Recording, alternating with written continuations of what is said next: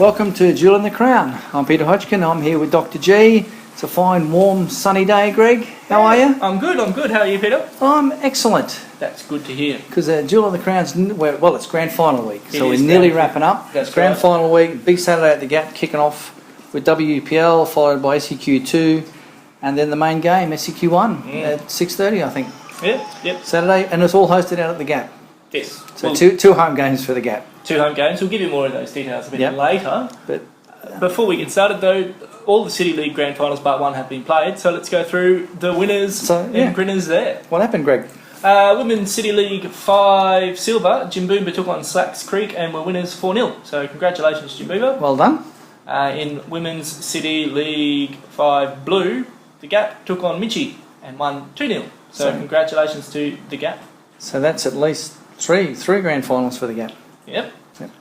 Women's City League 4 silver, Souths United took on Clairvaux. Now, the first team is always the higher placed team, I believe, in these. Yes, they would be. Yep. And this is the first time out of those 3 that the first team has lost. So Souths United lost to Clairvaux. 3-1 was the final score, so congratulations, Clairvaux. What was that? 4 silver. Yeah, City League 4 blue, Redcliffe PCYC defeated Pine Rivers 4-2. Mm-hmm. So lots of goals. Redcliffe. Ooh, missed 3 silver there. 3 silver. Tarragindi Tigers defeated Slacks Creek 2-1. Now that must be one of Tarragindi's first senior grand final wins, because they haven't had senior men or women for a long time. So it'd be interesting to know if that is their first. So that would be the Tigers playing the Tigers, wouldn't it? Yes, a couple of Tigers around. There's a few. No Tassie Tigers. They're all Bengal Tigers up here. Yeah. It's weird.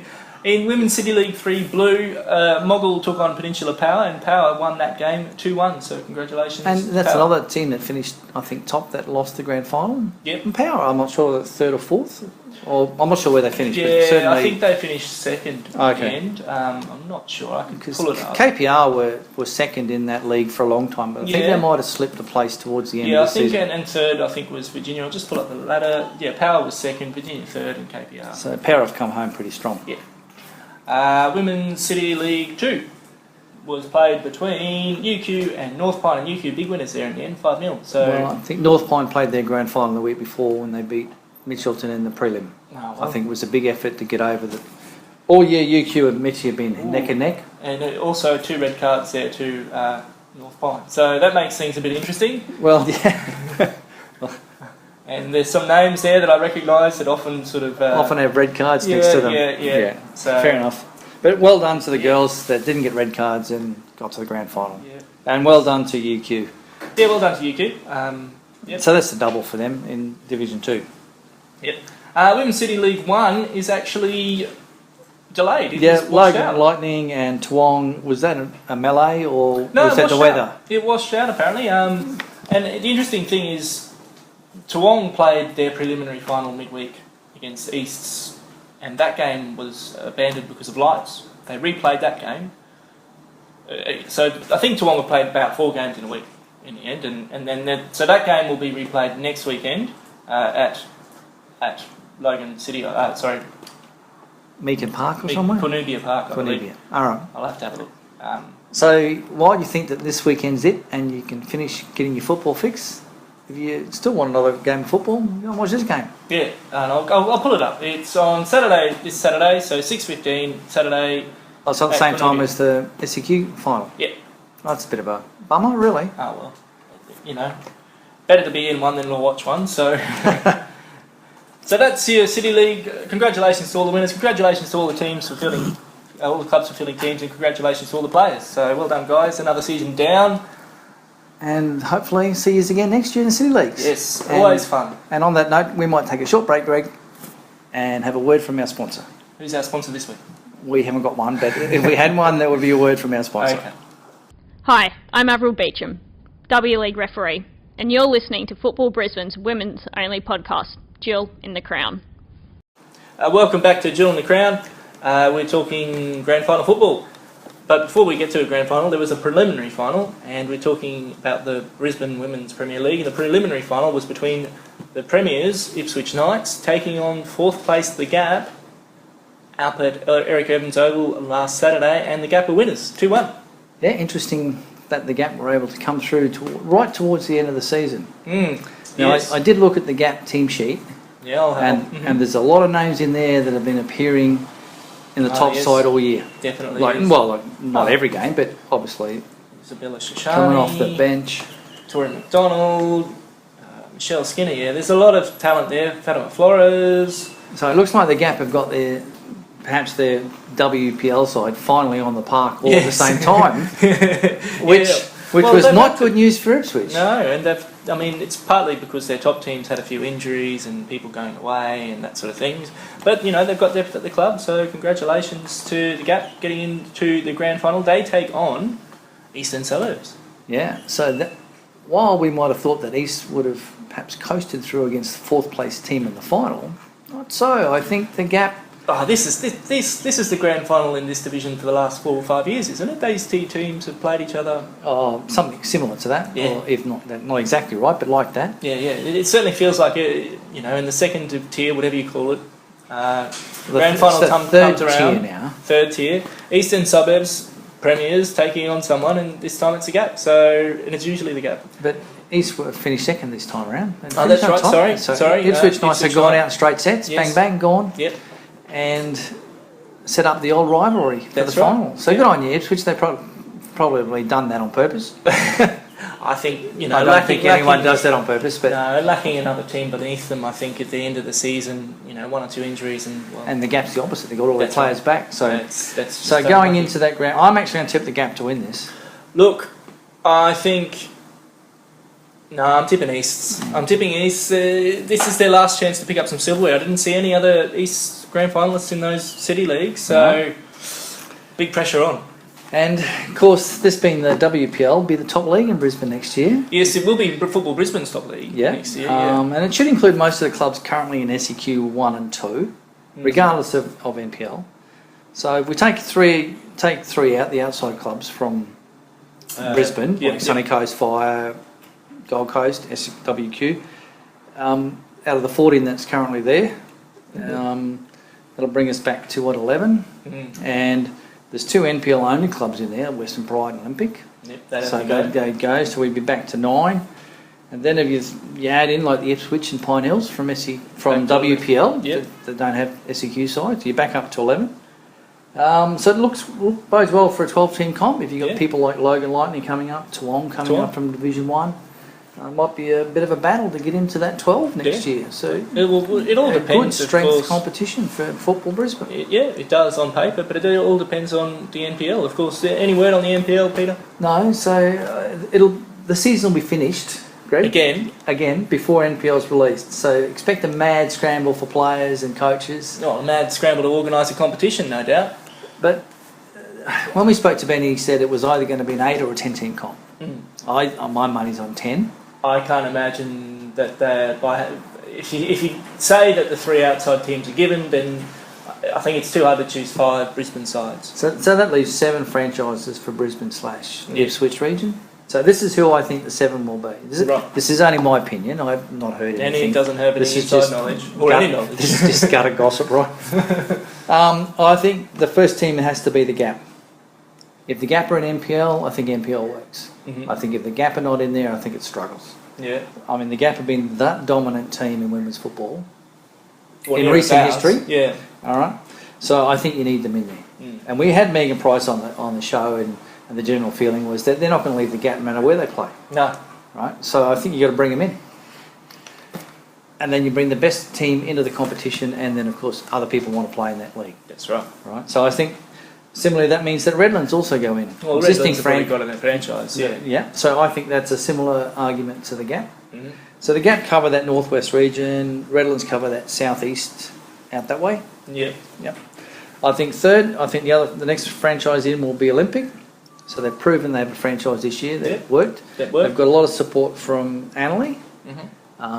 So they may be talking to other clubs like Taringa that are in their existing catchment area. I'm not sure what happens to the catchments, but in the existing catchment.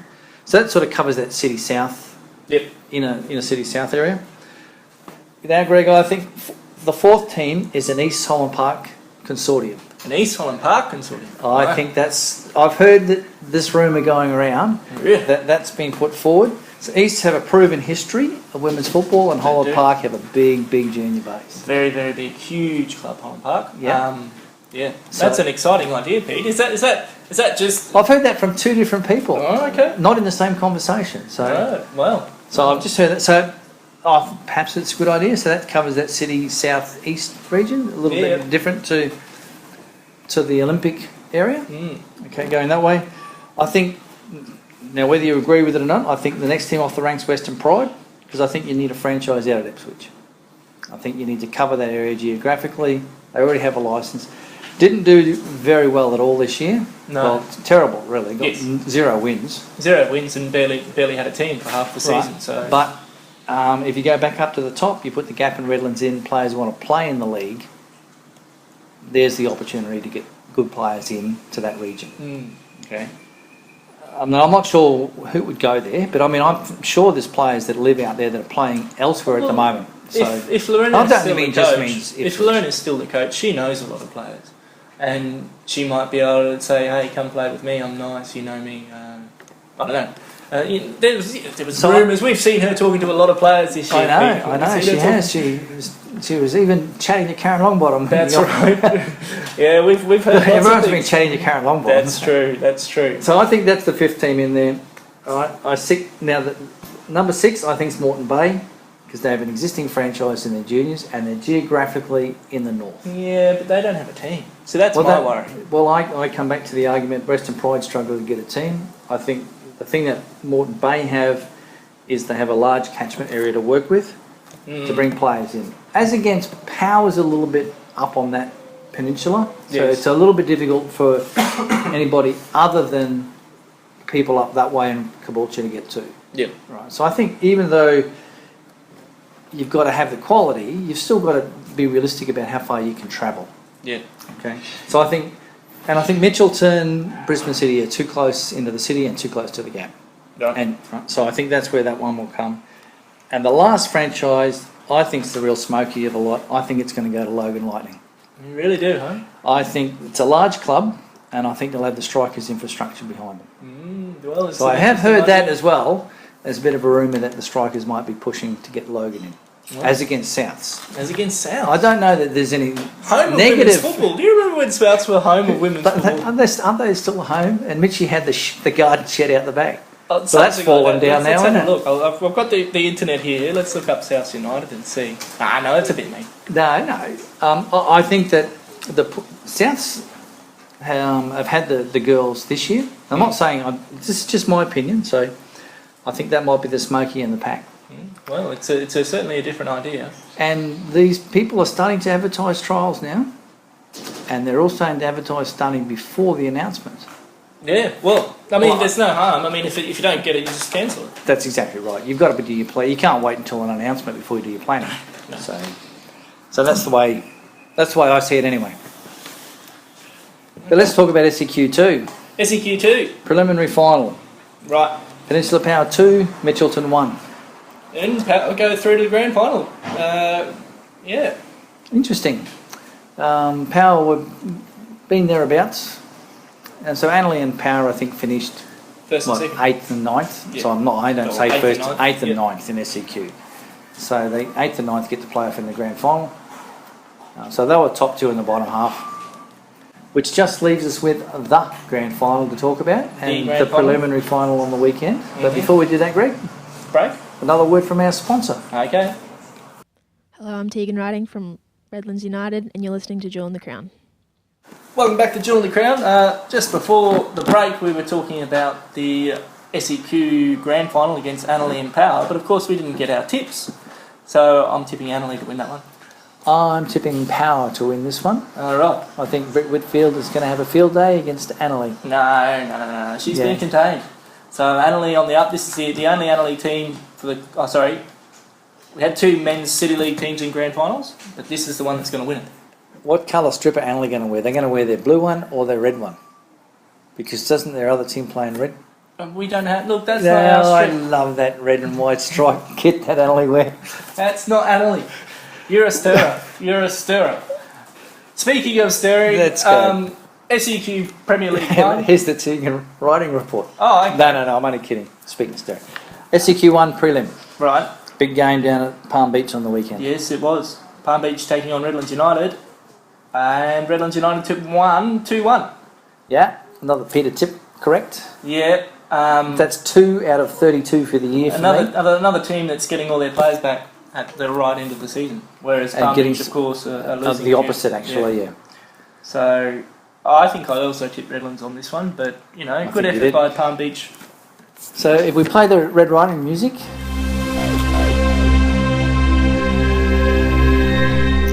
Redlands continued on its winning way to the finals, defeating Palm Beach 2-1 on Sunday.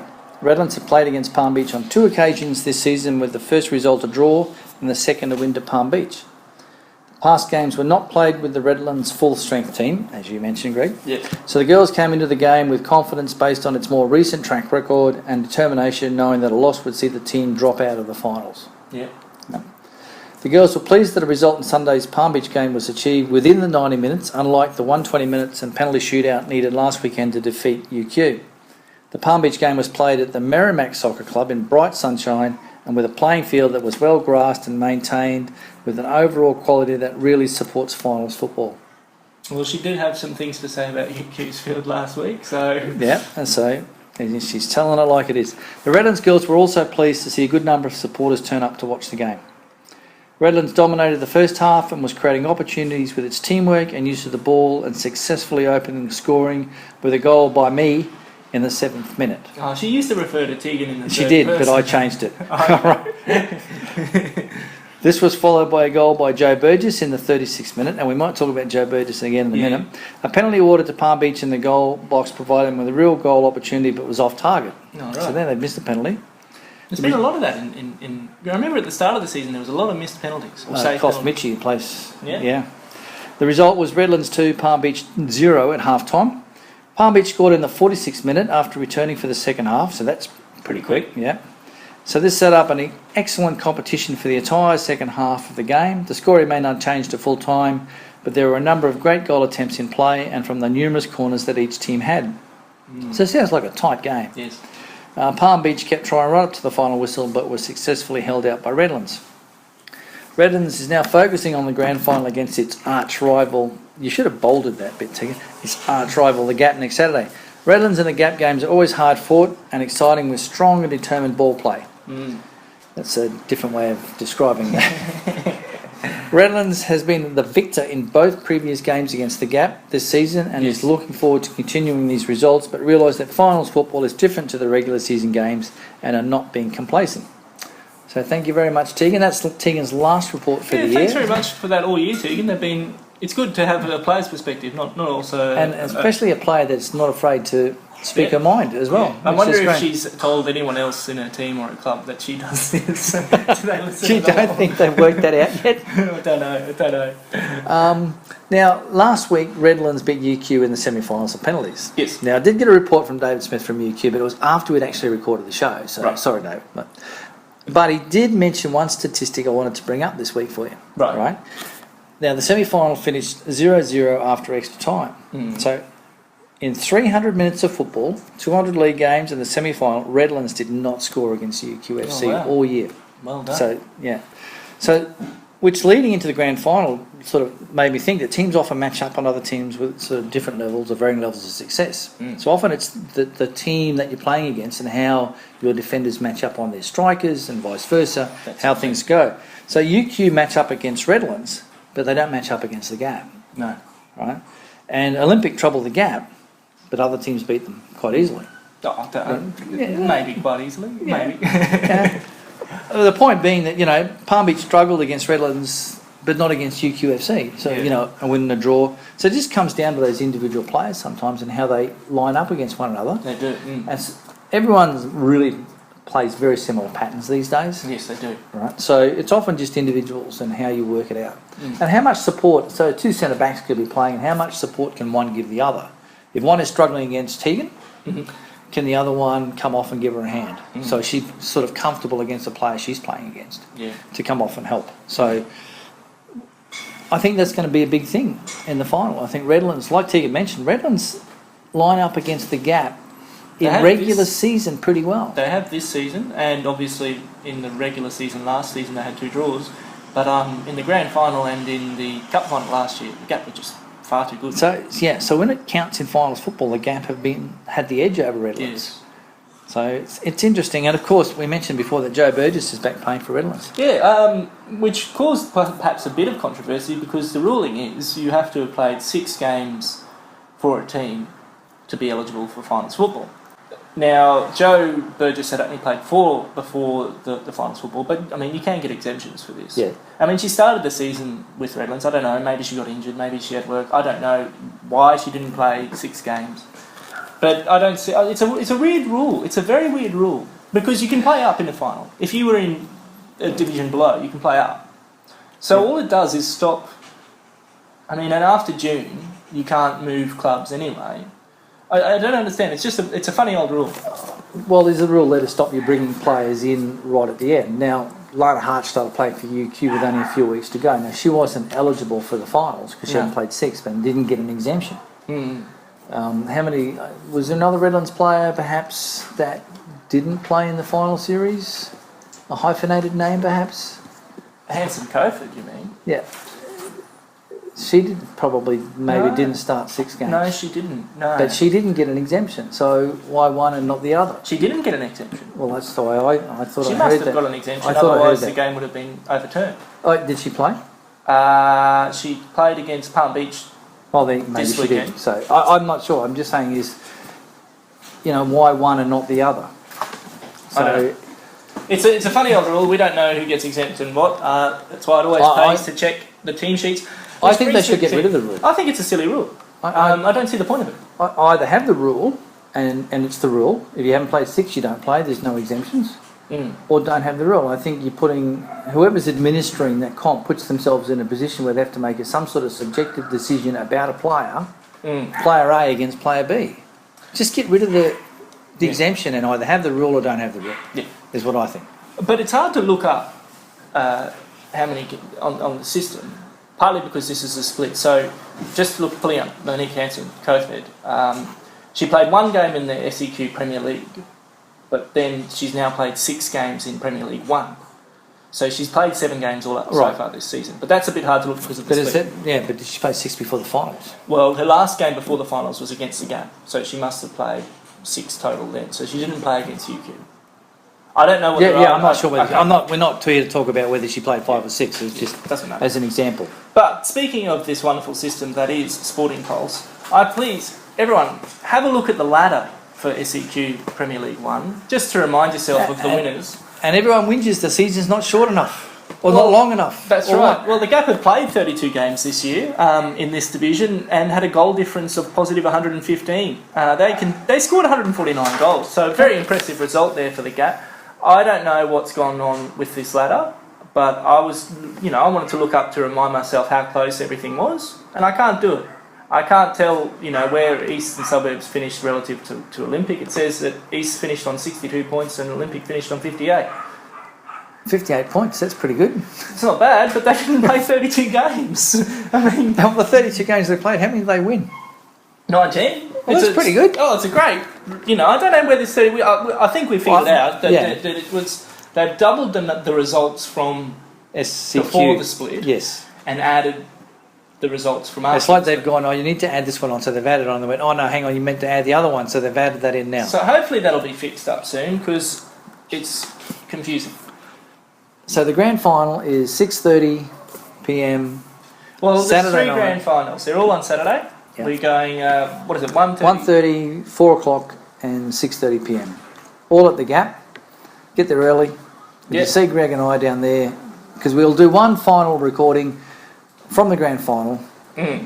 So if you get down there and you see us down there, come over and say hello, and we'll give us your opinion. Give us your opinion. 6:30 for the top game, Gap versus Redlands. Who do you think's going to win, Pete? Or should we talk about it on Saturday anyway? Well, I think at this stage I'm going to stick with the Redlands theme as an upset. I think the Gap are just too good in finals football, so I'm tipping the Gap there. And before we go, we'll talk about the grand final again next week, and our regular, semi-regular ad hoc co-host.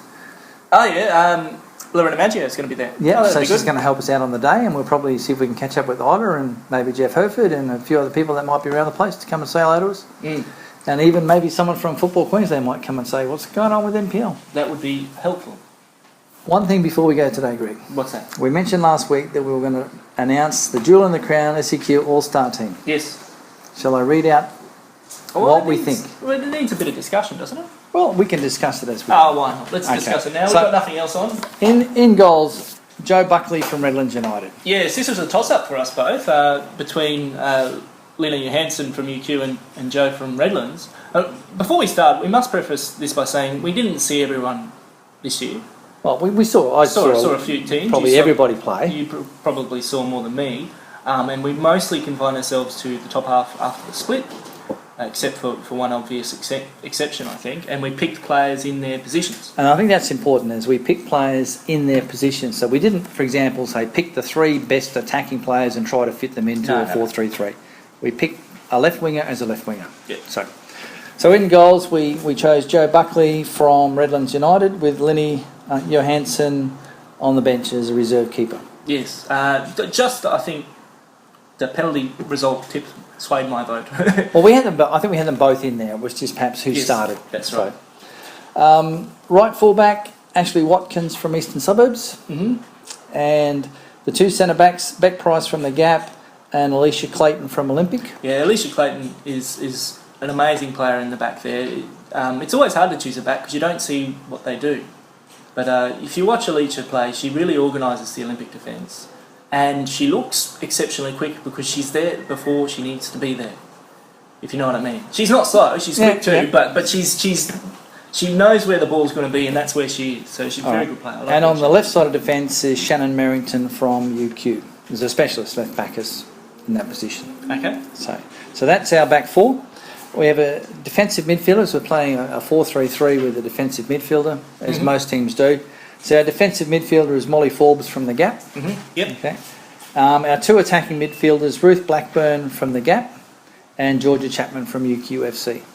It's a tough choice there because you could have chosen any of the Gap midfielders. Well, we'll talk about the bench in a little while.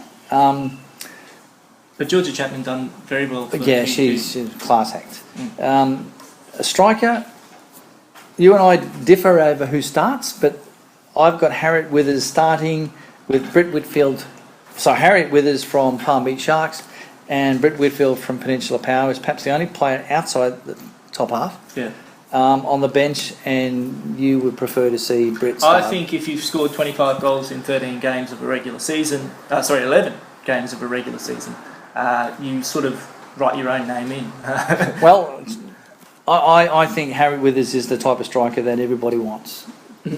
So that's why I've gone that way. Down the right wing, Gabrielle Marzano from the Gap Football Club, who's now signed with Perth Glory. Yes. And down the left wing, Eden Jones from Palm Beach Sharks. Right. Okay, who's a specialist left winger and very good at her job. But she's now injured. Okay. Now on the bench, Leah Curtis from the Gap. Now she's our midfield cover, so to speak, our attacking midfielder, goal scoring midfielder.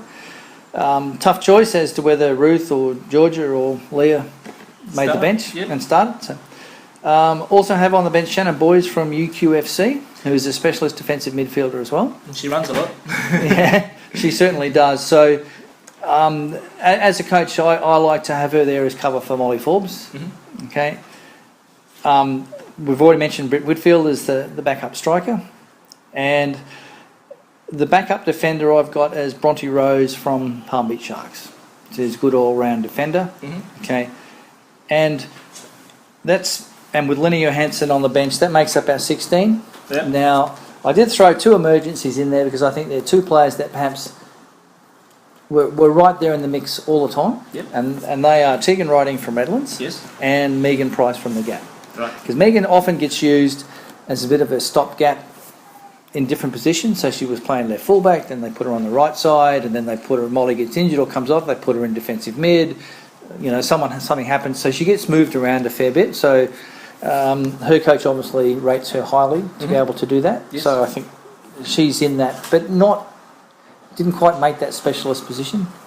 But it's only our opinion. Yes. And we do hope to see other people's opinions on the washing line or on the YouTube look, link. please, tell us what you think. Tell us we're wrong. Well, no, don't tell us that. Just tell us what you think. Oh, okay. So that was the way it lined up. Like I said, we picked them in their positions, and it's a fairly impressive. It is an impressive array of talent. How many of them do we know have signed for W League teams this season? We know Gabe Marzano has. There's a lot of W League experience there. Well, certainly Chapman, Blackburn. I know Molly Forbes trialled at Newcastle this year. You've got people like Joe Buckley's been there. Tegan's played. Britt Whitfield's not playing at Sydney FC this year. She's having a rest from W League. So there's a lot of very talented players. There is. Yes. In Football Brisbane. Yes, there is. So it's what we like to see. So there you go. It'll be up there on the make yourself known. Yeah, on the weekend, definitely. I'm the good-looking one. Pete's the not-so-good-looking one. I'm the one with hair. Yeah, that's true. So, thanks for listening, and we'll maybe talk to you next week. We will. See you around.